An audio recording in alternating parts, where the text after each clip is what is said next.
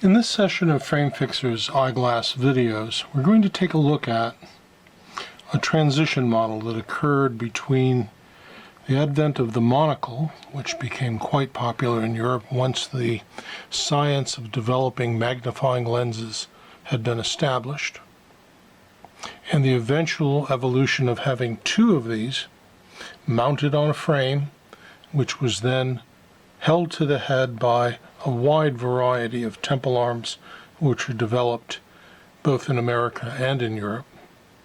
Those in America have been attributed to Benjamin Franklin, who came back from France with his classic Benjamin Franklin eyeglass, which were elongated rectangular lenses set into a Windsor bridge and mounted with long, spoon-ended, straightforward temple arms like these. However, between the time that we had the mounted lenses that we see here in a frame that provided temple arms, there was the Pince-Nez. The name of the Pince-Nez comes literally from the French words for pinching the nose. And this particular model is one of the early ones that was mass manufactured and sold in large quantities at the world's fairs. This particular model is the one which is most commonly associated with early portraits of Leo Tolstoy. He wore his with a black grosgrain strap through the eyelid on the side, and this is one from the extensive vintage eyewear library here at framefixers.com. This particular one with its oval lenses is a good example of those that occurred in Europe and in America from the middle of the 1700s right through the middle of the 1800s in the advent of the American Civil War, although Theodore Roosevelt continued to wear them. Not this particular model, but the model that it evolved to, which was a more elaborate, extremely well-made eyeglass, which became the fully developed Pince-Nez. Now you'll notice that this has a mechanism that you can pinch, and it opens the arms and closes them so that they grasp the nose in a manner that causes them to hold on.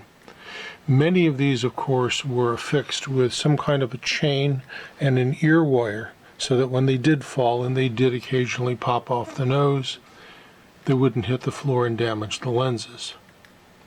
This particular model brought together all of the artisan crafts having to do with instrument making, watchmaking, clock making. In fact, the simpler one right here uses a section of pocket watch mainspring as its method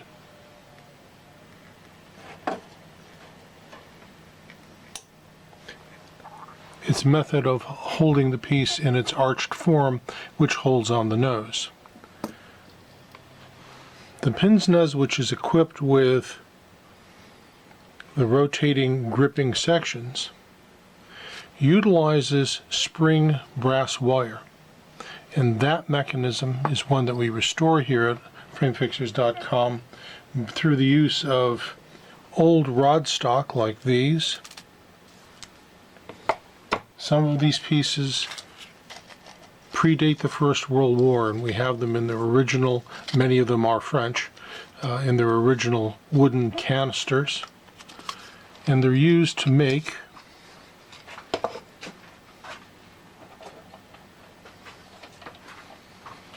a coil of wire like this brass wire here into a spring by drawing it around a rod like this one,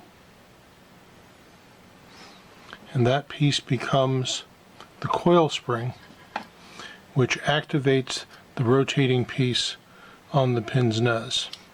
That particular spring mechanism in that particular spring is what is used to activate the valve on a lot of musical instruments like the French horn. And musical instrument repair people have maintained the skills and the materials and the tooling to make that kind of mechanism right up through today, although it's becoming an increasingly rare skill. both the material, the tools, and the people who know how to use them. Fortunately, at Frame Fixers, we have persons with backgrounds in instrument repair, watchmaking, clockmaking, musical instrument restoration, etc., and we're able, for that reason, to make pieces like this come back to life and be worn. In addition to Tolstoy and Theodore Roosevelt, everyone now recognizes the presence of the Pince-Nez in a shaded lens form worn by the character known as Morpheus in the Matrix movies, and that caused a huge resurge, especially among the advocates of the steampunk clothing movement, to utilize this as an accessory. One can see how the Pince-Nez evolved to be the eyeglass that we recognize today as having its temple arms and cable ends. And it was not unlike the piece that held it on the ear in the original Pince-Nez that evolved to the cable end in the eyeglass that you see here, which is a typical example of those worn at the time of the American Civil War. That's the Pince-Nez. Thank you for watching.